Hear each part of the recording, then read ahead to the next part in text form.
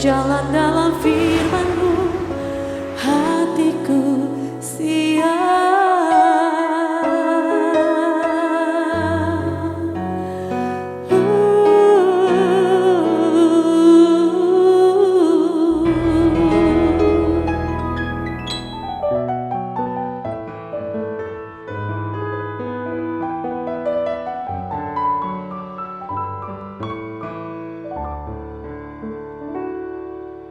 Salam, God lover yang dikasihi oleh Tuhan Yesus, apa kabar? Apakah saudara dalam keadaan sehat, bersuka cita malam hari ini?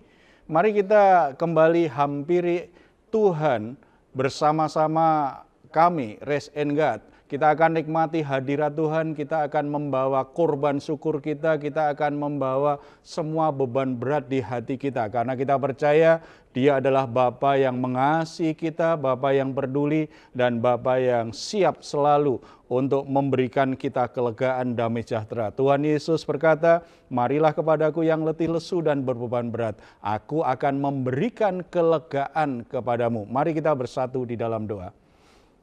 Bapa di surga, kami bersyukur karena Tuhan sungguh-sungguh mengasihi kami sehingga malam hari ini kami boleh kembali menghampiri Engkau. Terima kasih untuk berkat, kekuatan, kesehatan, pertolongan Tuhan. Semua aktivitas kami bisa kami lalui dengan baik. Kalau ada berbagai permasalahan, beban berat, saat ini kami juga akan membawanya kepadamu karena kami percaya kasih-Mu tidak pernah berubah. Tuhan akan memberikan kelegaan dan damai sejahtera di hati kami. Saat ini kami juga akan memberikan persembahan korban syukur kami melalui pujian penyembahan kami. Kiranya Tuhan bersuka cita dan kami juga boleh bersuka cita menikmati hadirat-Mu. Di dalam nama Tuhan Yesus. Amin. Haleluya. Sebab Engkau adalah firman yang menjadi manusia. Terima kasih malam hari ini Tuhan, kami boleh menghampiri tahta kudus.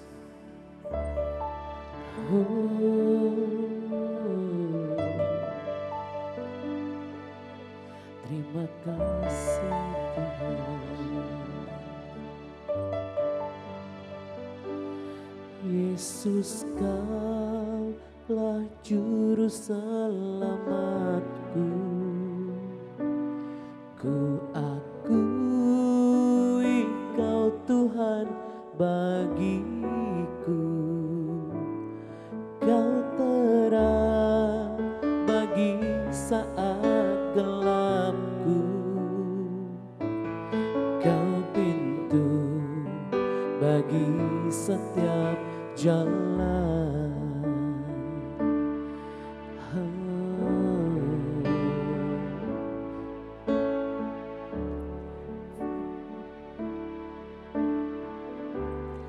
Firman jadi manusia,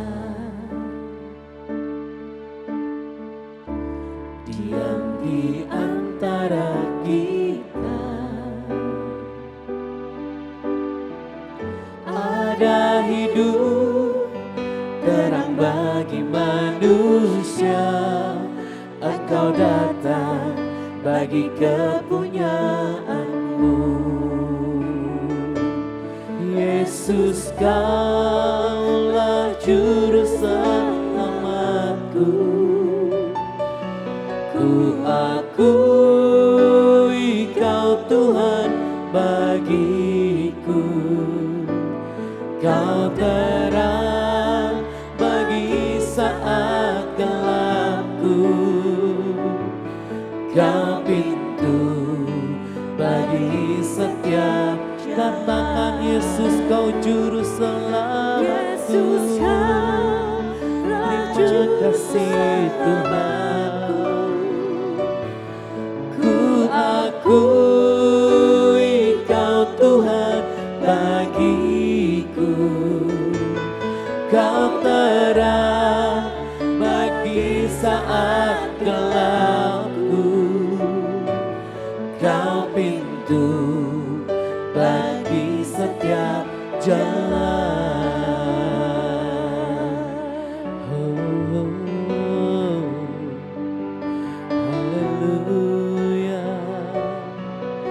sebab Kau juru selamat kami, sebab Kau kota benteng kami, Kau perlindungan kami Tuhan.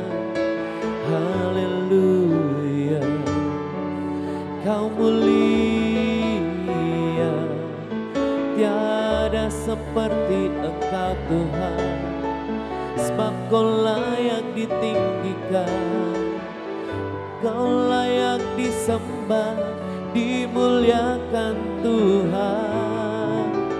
Haleluya, terima kasih Tuhan, Kau layak disembah, Yesus Tuhan. Sebab Kau mulia, sebab Kau agung. Terima kasih Tuhan, Kau layak disembah. Kemuliaan bagimu di tempat maha tinggi. Kemuliaan bagimu di tempat maha tinggi. Kemuliaan bagimu di tempat maha tinggi. Kemuliaan bagimu di tempat maha tinggi.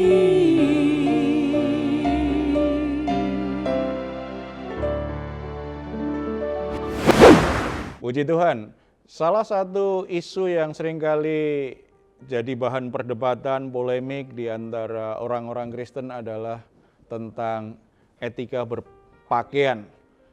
Kalau sudah bicara tentang berpakaian, seringkali pandangannya macam-macam. Bahkan ketika ada satu hamba Tuhan berpesan kepada jemaat supaya berpakaian yang pantas, itu juga jadi bahasan yang sangat ramai.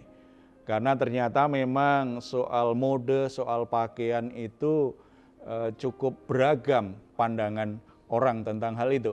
Sebelum kita sharing lebih lanjut tentang hal ini, saya mungkin ada yang ingin sharing tentang hal-hal yang menarik soal isu tentang pakaian ini, supaya kita bisa membahasnya lebih lanjut. Silahkan.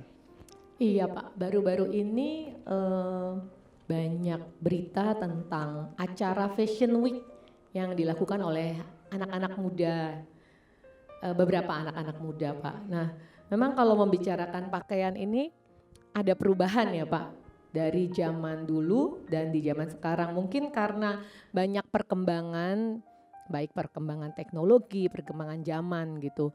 Nah, kadang-kadang ada wanita yang berpakaian seperti laki-laki, tapi ada juga laki-laki yang berpakaian seperti wanita. Dalam arti kata konteks memang mereka lakukan itu sebagai tren Pak, bukan berarti kepribadian mereka seperti itu ya, tapi mungkin mereka lakukan itu sebagai tren. Tapi ada juga yang trennya itu mungkin buat anak-anak muda sekarang celananya itu harus di atas lutut, bajunya itu harus agak lebih apa ya namanya crop Pak, jadi harus lebih pendek gitu.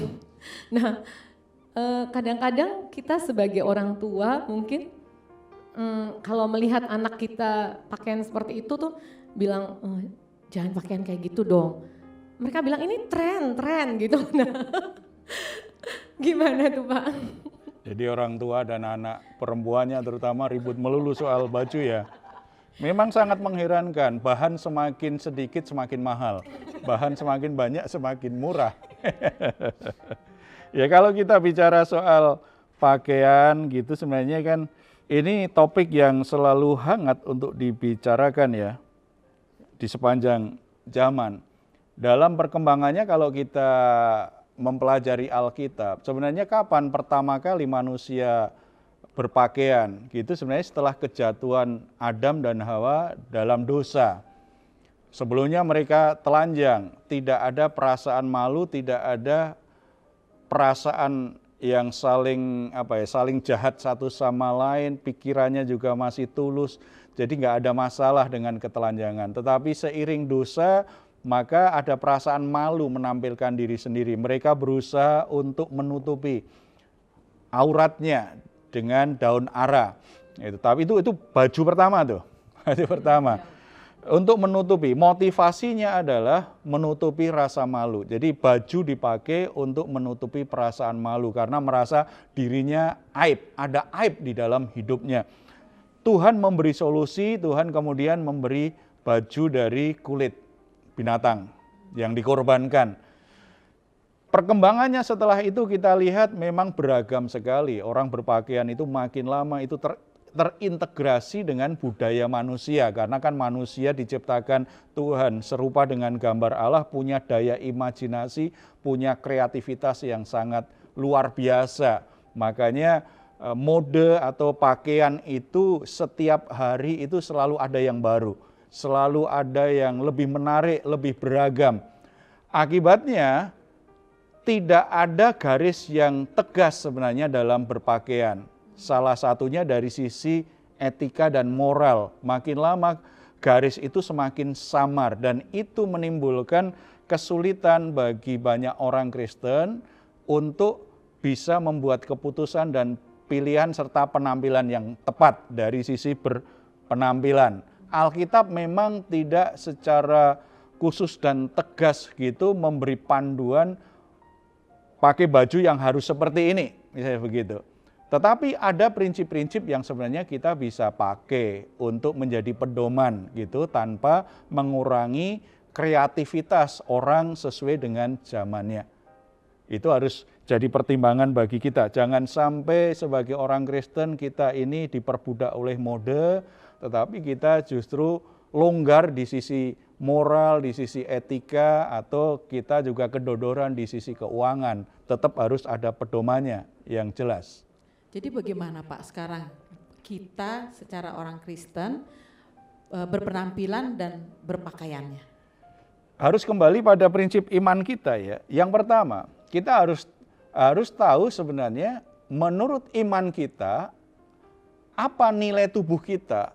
Tubuh kita ini bukan sekedar sosok daging dan darah loh, tetapi tubuh kita adalah bait Roh Allah. 1 Korintus pasal 6 ayat 19 sampai 20 menuliskan seperti ini. Atau tidak tahukah kamu bahwa tubuhmu adalah bait Roh Kudus yang diam di dalam kamu, Roh Kudus yang kamu peroleh dari Allah, dan bahwa kamu bukan milik kamu sendiri. Sebab kamu telah dibeli dan harganya telah lunas dibayar, karena itu muliakanlah Allah dengan tubuhmu. Penebusan Kristus itu bukan sekedar menebus kita dari dosa supaya dosa kita diampuni, mati masuk surga. Tetapi penebusan Kristus juga menebus tubuh kita. Makanya di Roma pasal 12 ayat 1, persembahan sejati, ibadah sejati itu ketika kita memberikan persembahan tubuh kita untuk menjadi persembahan yang berkenan, yang kudus di hadapan Tuhan. Jadi tubuh ini milik Tuhan, bukan milik kita sendiri. Mestinya kita pakai untuk melayani Tuhan, untuk menyatakan kasih kita. Roh Kudus berdiam dalam diri kita. Ini prinsip yang sangat penting kaitannya dengan tubuh. Makanya ketika kita memikirkan berpakaian seperti apa, mode apa kan sangat relatif sekali. Jadi kalau membahas soal mode itu relatif sekali. Tetapi ketika kita memilih kita mau pakai baju apa, kita sedang memakai baju untuk tubuh yang dipakai oleh Roh Allah menjadi baitnya. Jadi Roh Allah yang berdiam dalam diri kita itu akan memakai tubuh kita untuk bisa memuliakan Tuhan. Memperbaharui tubuh kita dari dalam, manusia batiniah kita diperbaharui dan memakai tubuh kita untuk menyatakan kemuliaan Tuhan. Itu prinsip yang sangat penting. Nah, kalau kita menyadari bahwa tubuh kita adalah bait Roh Allah, kita kan tidak akan telantarkan, kita tidak akan tidak rawat. Makanya pakai baju itu penting. Sebab kalau tidak pakai baju kan masuk angin. Iya kan, salah satu alasan orang pakai baju sebenarnya kan secara umum itu supaya sehat juga lah. Kalau kita udara sangat dingin, kita pasti cari baju yang hangat. Karena kita tidak mau sakit. Jadi tidak hanya sekedar mencintai tubuhnya, karena di dalam tubuh kita ada Roh Allah berdiam yang terus menyertai kita. Makanya itu jadi pedoman. Jadi pedoman gitu. Jadi nggak tahu kalau kaitannya yang punya anak perempuan pasti memang bergumul betul itu ya. Kenapa anak-anak perempuan, anak gadis sekarang itu tadi cari baju yang bahannya sangat sedikit gitu, tapi duitnya banyak. Lebih ke arah menghargai tubuhnya. Tubuh bukan sekedar sesosok tubuh jasmani, tetapi punya nilai rohani di dalamnya. Yang kedua, utamakan keindahan batiniah lebih dari keindahan lahiriah. 1 Petrus 3 ayat 3 sampai 5. Perhiasanmu janganlah secara lahiriah, yaitu dengan mengepang-ngepang rambut, memakai perhiasan emas, atau dengan mengenakan pakaian yang indah-indah. Tetapi perhiasanmu ialah manusia batiniah yang tersembunyi, dengan perhiasan yang tidak binasa, yang berasal dari roh yang lemah lembut dan yang tentram, yang sangat berharga di mata Allah. Sebab demikianlah caranya perempuan-perempuan kudus dahulu berdandan, yaitu perempuan-perempuan menaruh pengharapan kepada Allah, mereka tunduk kepada suaminya. Kita penting sekali untuk memberi fokus mendandani manusia batiniah kita lebih dari manusia lahiriah kita. Nah, kalau perempuan kan ada istilah inner beauty, ya.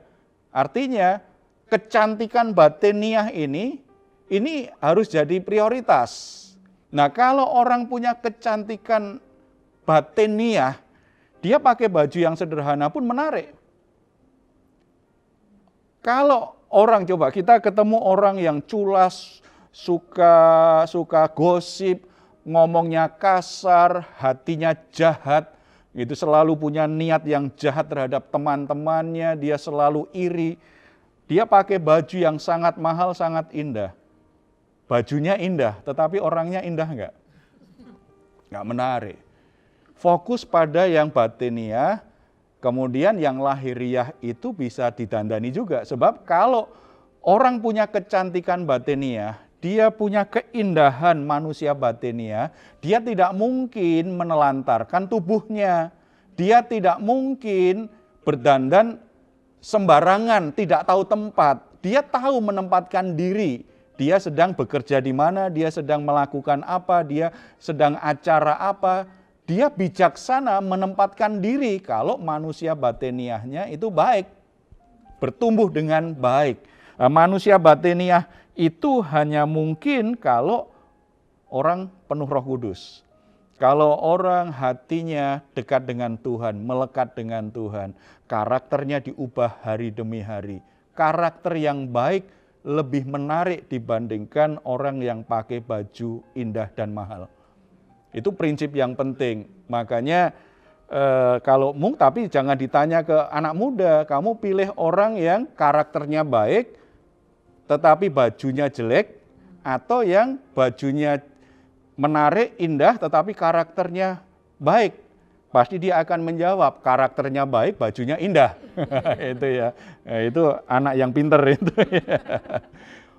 Tidak, karakter, fokus. Ya, karena kalau soal baju, soal penampilan, itu kan relatif sekali, setiap saat berubah-ubah. Fenomena sekarang di Jakarta dengan adanya Citayam Fashion Week, ya, itu kan bajunya bagi orang-orang tua itu nggak indah. Itu baju apa itu? Gitu kan? Tetapi bagi anak-anak milenial sekarang, anak-anak muda sekarang, itulah mode yang bagus. Makanya kalau bicara mode itu sangat relatif sekali. Kalau kita hanya berkutat, kita hanya berdebat, polemik dengan anak perempuan kita, termasuk juga dengan yang laki-laki kan juga ada yang suka begitu ya, maka kita hanya fokus pada barangnya, bukan nilainya. Tetapi kalau fokusnya pada manusia batiniah, kita sedang membangun nilai hidupnya, bukan sekedar penampilannya. Yang mungkin tahun depan pakaian seperti itu nggak dipakai orang. Sementara ributnya juga setahun, padahal modenya juga berlangsung setahun saja. Itu nggak bijak, lebih ke nilai. Dan yang terakhir, sangat menarik ini di 1 Timotius 2 ayat 9. Demikian juga hendaknya perempuan, hendaklah ia berdandan dengan pantas, dengan sopan dan sederhana. Rambutnya jangan berkepang-kepang, jangan memakai emas atau mutiara, atau pakaian yang mahal-mahal. Memang ada konteks budaya di masa itu ciri-ciri orang yang biasanya gaya hidupnya yang tidak baik, gaya hidupnya yang tidak bisa jadi contoh dengan cara mengepang-epang rambutnya, pakai perhiasan yang mahal-mahal, itu di masa itu ya. Tetapi itu kan juga relatif kalau di zaman sekarang. Tetapi ada 3 hal yang sangat penting yang kita bisa cermati. Pertama, berdandan dengan pantas. Jadi yang pertama soal kepantasan. Kalau dandan ya pantas. Yang pantas itu seperti apa? Sesuai dengan profesimu, sesuai dengan usiamu, sesuai tempatnya di mana, sesuai kamu sedang kerjakan apa. Kalau saya sedang khotbah kan nggak pantas saya pakai piyama, kecuali sedang main drama, ya gitu kan. Itu namanya tidak pantas, ya. Itu namanya pantas. Yang pantas itu sesuai dengan memang kamu sedang kerjakan apa, kamu pakai baju itu untuk apa, untuk pekerjaan apa, fungsi apa. Yang kedua sopan. Sopan. Kalau sopan berarti kan tidak melanggar etika umum. Dianggap itu baik, tidak melanggar yang berlaku. Soal sopan pun juga setiap suku, setiap budaya bisa berbeda. Makanya harus sesuai dengan konteks di mana kita berpakaian, gitu ya. Kalau sederhana itu pasti. Kalau sederhana terkait dengan nilai uang, ya. Tetapi ini juga relatif karena bagi orang beli baju harganya 2 juta dianggap murah biasa, tetapi bagi orang lain itu mahal sekali. Kembali sebenarnya itu pantas dan sopan nggak dipakai, lalu sesuai dengan kemampuanmu untuk membeli baju itu nggak, sesuai dengan fungsinya nggak. Jadi sesuai dengan keuanganmu, sesuai dengan fungsinya, dan itu pantas tidak kalau kamu pakai di acara itu. Itu kita mesti ada pertimbangan-pertimbangan seperti itu. Jadi kalau bicara pakaian itu jadi pedoman. Tubuh kita adalah bait Allah. Maka kita harus berpakaian yang mempermuliakan Allah. Yang kedua, kita harus berpakaian pantas, sopan, dan sederhana. Jangan memboroskan keuanganmu hanya habis untuk pakaian. Tetapi fungsinya apa? Kamu pakai itu untuk peranan apa? Supaya melalui penampilanmu itu nama Tuhan dimuliakan. Dan yang terakhir, fokus dandani manusia batiniahmu. Manusia batiniah itu prosesnya lebih panjang, biayanya lebih mahal karena untuk pembentukannya itu seringkali sulit. Tetapi itu yang menjamin hidup kita menjadi lebih baik ke depan. Itu yang menjamin keuangan kita lebih sehat ke depan. Itu yang menjamin hubungan kita lebih baik ke depan. Membuat keluarga kita, ekonomi keluarga kita itu punya masa depan. Amin. Kalau manusia batiniah kita dandani dengan baik. Kita bersatu dalam doa. Bapa di surga, kami bersyukur karena di dalam Yesus Kristus Tuhan tidak sekedar menebus kami dari kuasa dosa, tetapi Tuhan juga sudah membayar lunas tubuh kami sehingga tubuh kami bukan milik dosa, tubuh kami bukan milik iblis, bukan milik dunia ini, tetapi tubuh kami menjadi milik-Mu, bahkan menjadi bait Roh Kudus. Biarlah kami selalu menyadari tubuh kami merupakan aset kerajaan Allah, properti kerajaan Allah yang harus kami pakai untuk mendatangkan kemuliaan, membawa kebaikan, memancarkan kemuliaan dan kekudusan-Mu. Bapa di surga, ajar kami supaya kami bisa bijaksana di dalam berpenampilan, di dalam berpakaian, supaya melalui apa yang kami kenakan, melalui penampilan kami, banyak orang yang terbangun hidupnya, termotivasi, dan kami juga bisa melakukan aktivitas kami dengan cara yang benar, cara yang sehat, cara yang baik, tidak terganggu, tidak jadi batu sandungan bagi orang-orang lain. Ajar kami supaya kami juga fokus untuk memberi perhatian bagi manusia batiniah kami, mendandani manusia batiniah kami, lebih dari mendandani manusia lahiriah kami. Bapa di surga, berkati anak-anak muda kami, anak-anak remaja kami, supaya mereka bisa mengerti dan memahami bahwa penampilan tidak segalanya, penampilan yang lahiriah tidak segalanya. Mereka menghargai tubuhnya, mereka semakin mencintai Tuhan, semakin mempermuliakan Tuhan. Berkati para orang tua agar bisa berbagi pengalaman, bisa memberi nasihat kepada anak-anaknya, supaya bisa berpenampilan dengan cara yang sopan, yang pantas, yang sederhana, yang mempermuliakan nama Tuhan. Tidak memaksakan diri dengan gaya mode yang justru menjadi batu sandungan, yang membuat hidupnya justru ada di dalam pencobaan dan godaan terus-menerus. Tuhan juga memberkati setiap orang yang bergerak dalam dunia mode, dalam dunia fashion. Anak-anakmu yang bergerak dalam profesi ini, biarlah Tuhan juga jadikan mereka berkat bagi banyak orang. Berikan ide-ide kreativitas yang membuat orang boleh menghargai tubuhnya, membuat orang bisa menghargai orang lain, membuat orang bisa berpenampilan dengan cara yang baik, cara yang benar. Terima kasih Bapa di surga.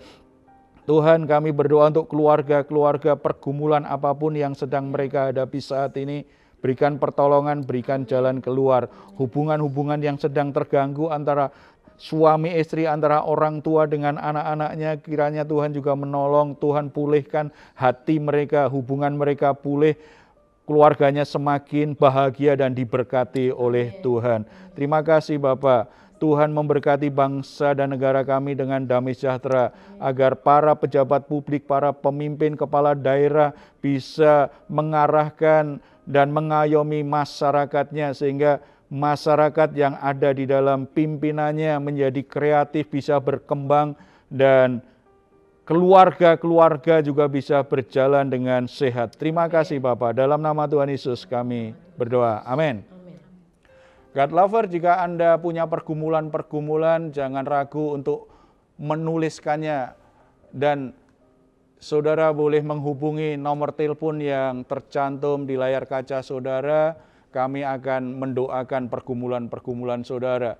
Dan kalau saudara sudah diberkati Tuhan, ditolong Tuhan, saudara juga boleh beri kesaksian supaya kami juga bisa bersyukur atas pergumulan-pergumulan saudara yang sudah dijawab oleh Tuhan. Kalau saudara ingin memberikan komentar atau sharing, saudara juga boleh tuliskan di ruang komentar channel Diaspora TV. Kami tunggu. Mazmur 4 ayat 8-9. Engkau telah memberikan sukacita kepadaku lebih banyak daripada mereka ketika mereka kelimpahan gandum dan anggur. Dengan tentram, aku mau membaringkan diri lalu segera tidur. Sebab hanya Engkaulah ya Tuhan yang membiarkan aku diam dengan aman. Selamat malam, selamat beristirahat. Tuhan Yesus memberkati kita semua. Yesus, Kaulah juru selamatku. Ku akui Kau Tuhan bagiku. Kau terang bagi saat gelapku. Kau pintu bagi setiap jalan. Yesus, Kaulah juru selamatku. Ku akui Kau Tuhan bagiku. Kau terang bagi saat gelapku.